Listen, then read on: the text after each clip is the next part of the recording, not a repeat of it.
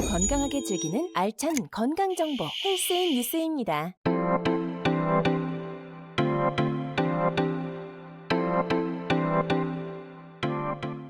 특정 음식이 공황장애를 치료한다는 것은 없습니다. 하지만 공황장애를 유발하거나 악화시킬 수 있는 음식은 있잖아요. 그렇죠. 원장님도 그렇겠지만 저희가 진료하다 보면 가끔 이런 질문을 듣잖아요. 어떤 거 먹으면 공황장애 나을 수 있을까요? 공황장애를 줄이기 위해서 피해야 될 음식은 무엇인지, 그리고 권유되는 음식은 무엇인지에 대해서 말씀 부탁드리겠습니다. 공황장애를 유발하거나 악화시키는 음식들을 피해야 합니다. 대부분의 악화인자들은 두뇌와 자율신경의 흥분을 유발하는 것들입니다. 카페인, 알코올, 단 음식, 가공식품, 고지방 음식을 피하고 혈당을 안정적으로 유지하는 건강한 식단을 유지해야 합니다. 균형 잡힌 식사를 통해 신경계를 안정시키고 공황 증상을 치료하는 데 도움을 받을 수 있습니다. 카페인을 섭취하면 잠이 깨고 피로가 가신 것처럼 느껴지지만 중추신경을 흥분시켜 일시적으로 각성 상태를 만드는 것이지 실제로 피로를 회복시키는 것은 아닙니다. 카페인은 두뇌와 자율신경을 자극해서 교감신경을 흥분 상태로 만들고 혈관을 수축시키고 혈압을 상승케 하기 때문에 공황장애를 가장 직접적으로 유발시키는 요인으로 작용합니다. 카페인이 많은 음식은 커피, 녹차, 홍차, 콜라, 초콜릿 등이 있습니다. 원장님도 디카페인은 괜찮지 않냐는 질문 많이 받지 않으신가요? 그렇죠. 많이 봤죠. 그렇죠. 근데 사실 디카페인은 카페인이 없는 것이 아니라 적은 것이기 때문에 섭취했을 경우 증상으로 이어질 확률이 높습니다. 카페인 대신 보리차, 캐모마일, 국화차, 대추차들을 추천드립니다. 알코올이 분해되면서 발생하는 아세트알데히드라는 독성 물질이 우리 몸을 흥분을 유발해서 짧게는 숙취를 일으키고 길게는 교감신경을 흥분시켜 공황장애를 유발합니다. 아세트알데히드는 생성 후 2, 3일이 지나야 아세트산과 물로 분해돼서 배출이 되는데 매일 연속적으로 술을 마시는 횟수가 늘어나면 아세트알데히드를 분해하고 배출하는 일보다 당장 들어온 알코올을 아세트알데히드로 분해하는 일에 집중하게 되고 결과적으로 체내에 아세트알데히드가 계속 쌓이게 되면서 공황장애 발생의 그런 원인이 될 수 있는 겁니다. 또 술은 인체에 흡수되어 진정제처럼 작용을 하거든요. 술 먹으면 괜히 기분이 좋아지고 불안했던 마음이 가라앉고 이런 얘기들을 환자들이 많이 하잖아요. 술은 인체에 흡수되어 진정제처럼 작용해서 기분이 좋아지고 긴장이 풀리고 나른해지는 효과를 느끼게 하기 때문에 스트레스, 불안, 긴장이 높은 사람이 의존하는 경우가 많아요. 근데 이도 일시적인 효과일 뿐이며 다음날 술이 깨는 과정에서 더욱 강하게 발작을 일으킬 수 있기 때문에 공황장애 치료 과정에 있는 사람이라면 끊는 것이 바람직합니다. 근데 이제 회사 일 때문에 어쩔 수 없이 술을 마셔야 되는 분들이 계시잖아요. 그런 분들의 경우에는 최소 3일간의 간격은 두시고 그 드시는 술의 양도 최소한으로 조절하시는 것이 필요합니다. 니코틴은 두뇌의 도파민을 활성시킵니다.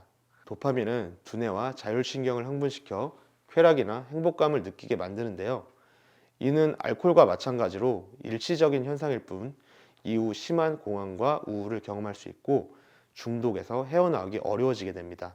또 다른 요인으로는 담배를 필 때 일산화탄소가 발생을 하잖아요.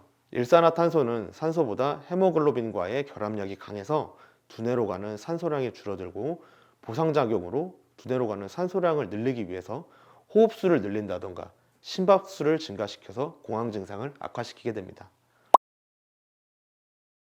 정제된 탄수화물은 혈당 변화를 민감하게 만듭니다. 급격한 저혈당 상태에서 불안과 비슷한 느낌을 받게 하고 가공된 식품이나 튀긴 음식에 포함되어 있는 인공 감미료나 아크릴아마이드 성분은 불안 반응을 유발하기 때문에 균형 잡힌 영양을 갖춘 음식을 규칙적으로 섭취하는 것이 정신 건강에도 도움이 될 수 있습니다. 마그네슘이 풍부한 견과류나 바나나, 해조류는 신경 안정 효과가 있고요. 트립토판이 포함된 닭가슴살, 우유, 치즈는 행복 호르몬인 세로토닌 합성에 도움이 됩니다. 비타민 B가 풍부한 달걀, 통곡물, 녹색 채소는 스트레스를 완화시켜 주고요. 오메가3가 많은 연어, 고등어, 아마씨는 뇌 기능과 기분 조절에 도움이 됩니다. 말씀해주신 그 음식들만 가지고 공황을 치료할 수 있다라고 생각하는 것은 절대 안 되죠. 그렇죠. 네. 네, 이 말씀은 꼭 네. 강조하고 싶습니다. 네.